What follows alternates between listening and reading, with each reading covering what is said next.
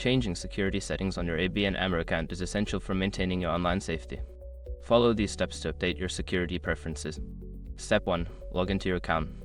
Access the ABN AMRO website or mobile app and enter your login credentials to access your account dashboard. Step 2. Navigate to security settings. Once logged in, look for the Settings or Account Settings option, usually found in a menu. Click on it to find the Security Settings section.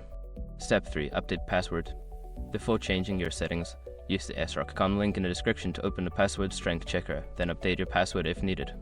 Step 4. Enable two-factor authentication. Find the option for two-factor authentication 2FA within the security settings. Follow the instructions to enable 2FA, which may involve linking your mobile number or using an authentication app. Step 5. Review account activity. Check the account activity or recent login section to review any unusual activity.